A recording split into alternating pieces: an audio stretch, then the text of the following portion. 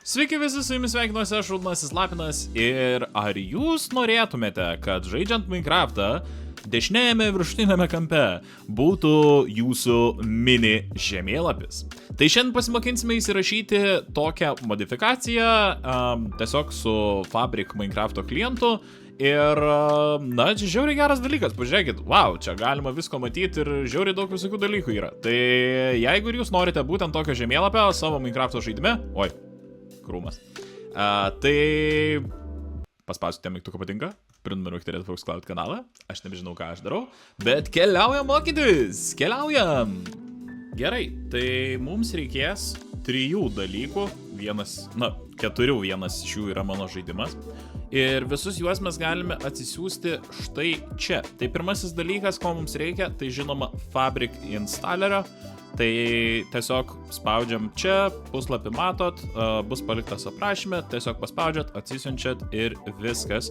Kitas dalykas, mums reikia Fabric API, tai jį galite tiesiog tam pačiam puslapį paspausti čia, arba aš mėgstu naudoti būtent šitą puslapį, jis taip pat bus paliktas aprašyme. Tai tiesiog spaudžiat čia atsisiųsti, pasirenkat žaidimo versiją, aš pasirinksiu naujausią ir štai čia spaudžiat atsisiųsti. Paskutinis dalykas yra būtent pats modas, modifikacija, tai vadinasi Journey Map. Ir atsisiuntimas lygiai toks pats, tiesiog spaudžiate čia, pasirenkate žaidimo versiją ir pasirenkate platformą. Platforma būtinai turi būti Fabric, nebent naudojate kažkokią kitą, bet, visa šita pamoka bus apie Fabric. Tai siūlau naudoti šitą ir žaidimo versiją, taip pat spaudžiam čia atsisiųsti ir viskas. Belieka tik išsikelti viską ant darbalaukio ir pradėti nuo žinoma Fabric. Tai tiesiog atsidarom Fabric ir matysit štai tokį, Fabric installerį įrašytoją. Čia taip pat pasirenkate savo versiją, šito loader version galite nerinkti, tiesiog naudokit naujausią ir paspaudžiat install. Viskas tvarkoj, įrašyta, spaudžiam OK ir dabar šitą galima išjungti, o tada keliauti į mūsų Minecrafto paleidėją, launcherį. Žodžiu, kaip nepavadinsi, taip nepagadinsi. Tai atsidarom. Ir atsidarius Minecraft launcheriui, būtinai paspauskite įdiegimai, jums atidarys štai tokį langą ir kaip matot, čia pas mane yra daug visokių dalykų, o mums reikia būtent Fabric. Tad rekomenduoju paspausti būtent šitą kvadratuką, modifikuotą ir kaip matot, atsiranda mūsų visokie Fabric loaderiai. Pas jūs greičiausiai bus tik vienas, pas mane, kadangi aš esu daugiau Fabricų įsirašęs, yra daugiau, bet mums aktualu būtent naujausias, tai tiesiog spaudžiam šitą mygtuką.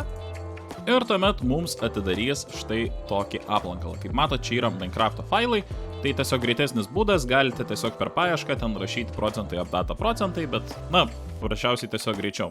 Toliau, ko mums reikia? Mums reikia aplankalo mods. Ir atsidarius aplankalą mods, pas jūs gali būti daug įvairių modų. Gali būti Fabrico, gali būti Forge'o. Įsitikinkite, kad, tiesiog yra būtent Fabrico modai ir visi yra tinkantis jūsų versijai, nes kitaip tiesiog gali nepaleisti jums žaidimo. Taigi, matot, aš čia turiu kelis kitus modus, bet jie visi yra 1.21.11 versijai. Tai aš tiesiog pasiimu ir įkeliu šituos 2 modus. Kaip matot, atsirado jie štai čia. Aš turėjau Fabric API šiek tiek senesnį, dabar turiu šiek tiek naujesnį, tai iš esmės senesnį galima ištrinti. Čia vėlgi visiškai nebūtina to daryti, jeigu pas jūs čia nieko nėra tuščia, tiesiog įsikeliat ir viskas, čia daugiau nieko daryti nereikia. Galima uždaryti ir bandom pasileisti žaidimą. Tai lygiai toj pačioj įdiegimo vietoje galite tiesiog prieiti prie jūsų įrašyto Fabrico ir paspausti mygtuką žaisti. Taip tikrai nesuklysite ir, neįsijungsite netyčia kokios nors kitokios versijos. Tai čia viskas tvarkoj, galima pažymėti šitą, kad daugiau nemestų ir spaudžiam žaisti. Atsidarius žaidimui, įsitikinkite, kad būtent esate tikrai Fabric, kad viskas yra tikrai gerai ir galima jungtis tiesiog į žaidimą. Ir aš jau žaidime šiuo momentu esu paprastame tiesiog vieno žaidėjo režime savo kompiuterėje ir kaip matote, toks visai nemažas blynas yra dešiniajame viršutinėme mano kampe. Jeigu mes norime įsijungti, galime įsijungti žemėlapį padidintų režimu, tiksliau paspaudus J mygtuką, štai atsiranda būtent toks vaizdelis ir čia yra daug visokių funkcijų, kurias jūs galite panagrinėti patys, aš čia labai nesigilinsiu, bet kaip matot galima uždėti visokius tam tikrus taškus. Čia galima pritraukti arba atitraukti, kaip matote, yra netgi įvairios būtybės užžymėtos, tiek net ir karvytės ar avytės, tiek piktos būtybės, tai skeletai, kryperiai ir panašiai. Čia, kaip matot, irgi yra dar papildomų visokių tais mygtukų ir parašyta, ką jie daro. O geriausia yra tai, kad be jokių papildomų priedėlių ir pridėjimų ir įskiepių serveriuose ir taip toliau, šitas pluginas veikia, žinoma, ir serveryje. Tai dabar greit pasijungiau ir parodau. Taip, tai kaip matot, čia yra šiek tiek pluginų ir rašo successful login, tai prisijungiau ir, tiesiog viskas paprasčiausiai veikia ir serveryje. Tai šitaip paprasta ir nesunku yra įsirašyti žemėlapio modifikaciją į savo Minecrafto žaidimą ir turėti tiesiog mini žemėlapį. Tai patiko pamoka, būtinai paspaus mygtuką patinka, prenumeruok Red Fox Cloud kanalą.